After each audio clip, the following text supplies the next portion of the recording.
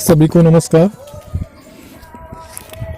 अप्सरा साधना से संबंध में एक हमारे प्रिय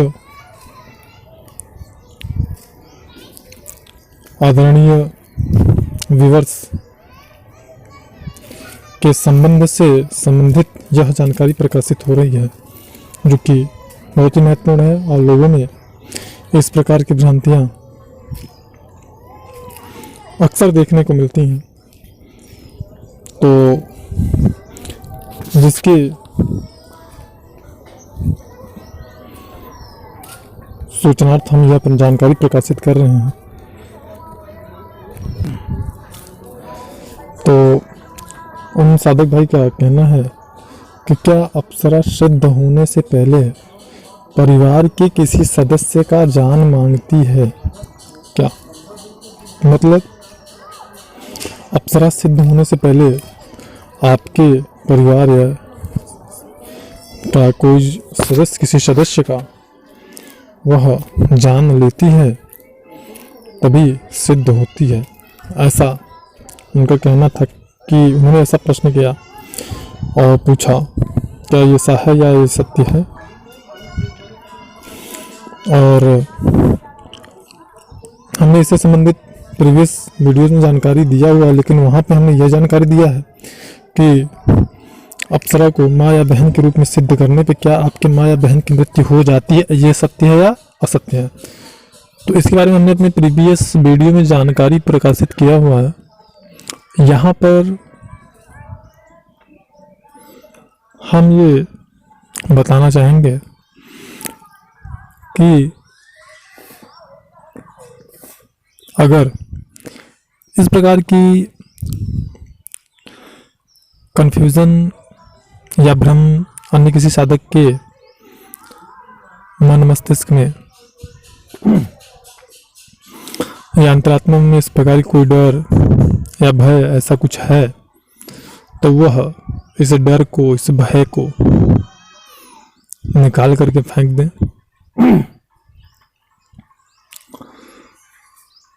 क्योंकि हमने ये बताया कि अप्सरा साधना एक सात्विक साधना है। हमने यह भी बताया कि अप्सरा से आप जितने उचित कार्य हैं वो सभी कार्य आप अप्सरा के द्वारा ले सकते हैं या करवा सकते हैं, लेकिन कोई भी अनुचित कार्य अप्सरा सिद्ध साधक अप्सरा के द्वारा बिल्कुल भी नहीं करा सकता है। यह कड़वा सत्य है। इस संसार में जो व्यक्ति जन्म लेता है उस व्यक्ति की मृत्यु निश्चित है।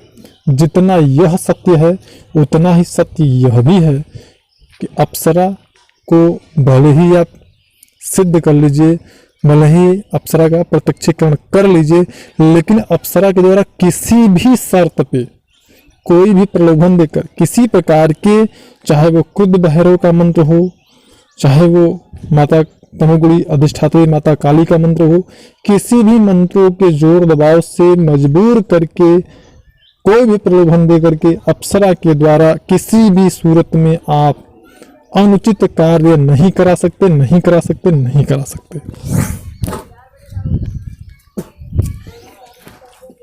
और अब यहाँ पे सोचने वाली बात यह है कि यदि आपने अप्सरा को सिद्ध किया है, आपने उसका प्रत्यक्षीकरण किया है, आप जब अप्सरा की साधना करते हैं तो आपसे प्राप्त ऊर्जा से अप्सरा की जो शक्ति होती है वह बढ़ती है, उसका अस्तित्व और भी ज़्यादा मजबूत होता जाता है। जैसे अगर साधकों को ये समझना है तो ये चीज़ समझना जरूरी है।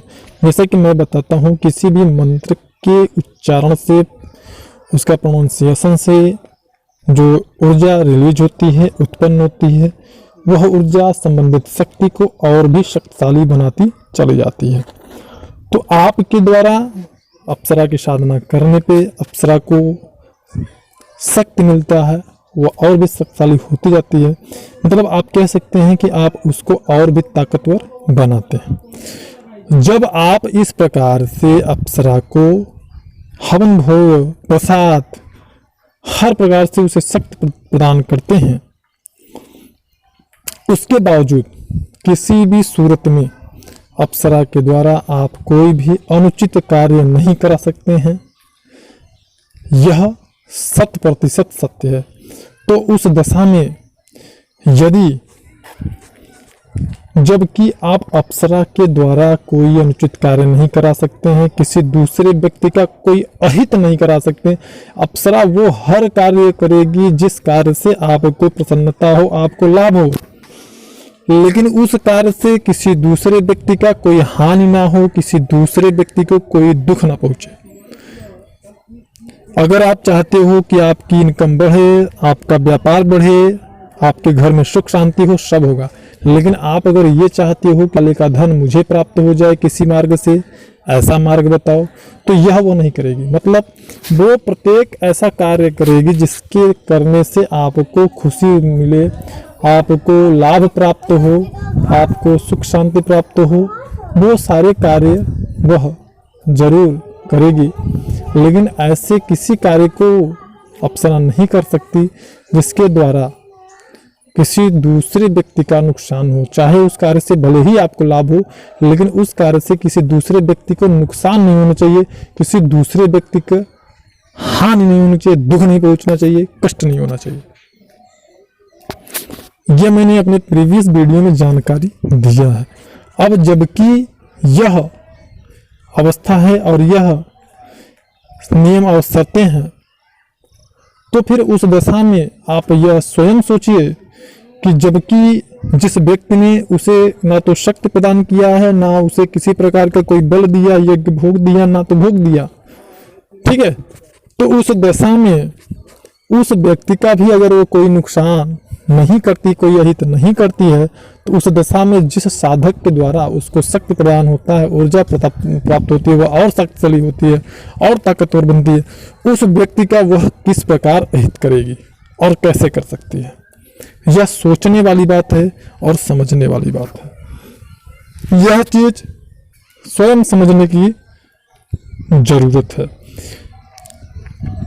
सोशल मीडिया से प्राप्त जानकारी, अपने यार दोस्तों से कही सुनी बातों से या किताबी ज्ञानों से किसी प्रकार की कोई भ्रम को ना पाले। अप्सरा साधना पूर्णतया सात्विक और सौम्य साधना है, जिसको करने से साधक को जब भी होगा तो वह सुख समृद्धता संपन्नता को ही प्राप्त करेगा, न कि किसी प्रकार की कोई समस्या आएगी।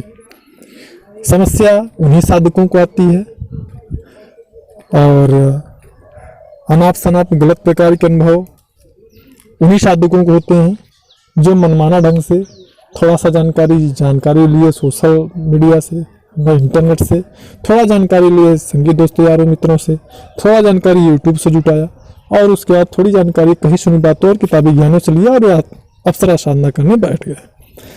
तो इस प्रकार के जो साधक होते हैं, ऐसे ही साधकों को जिनका कोई मार्गदर्शक या गुरु नहीं होता है, उन्हीं के साथ में अनाप शनाप चीजें घटती हैं, उल्टा सीधा अनुभव होते हैं।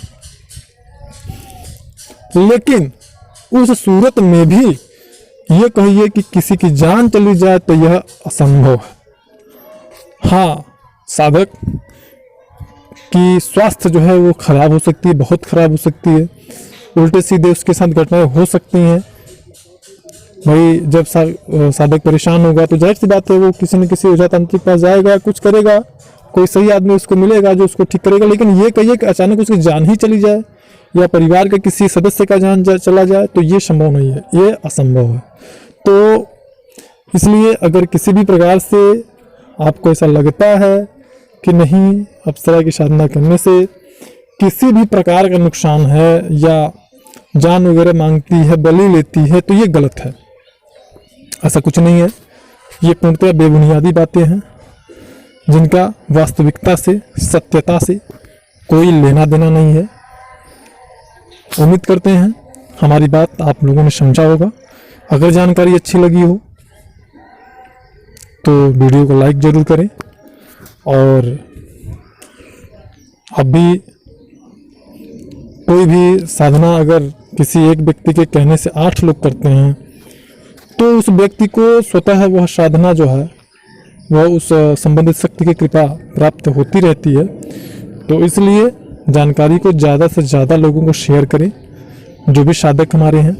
ऐसा करने से उनकी साधना में भी तीव्रता होगी, और इस वीडियो को शेयर करने से हमारी जो भी अप्सरा साधना से संबंधित वीडियो हैं उन्हें अप्सरा की सानिध्य प्राप्त होगी, अप्सरा की प्रसन्नता प्राप्त होगी, उसका जो है कृपा प्राप्त होगी।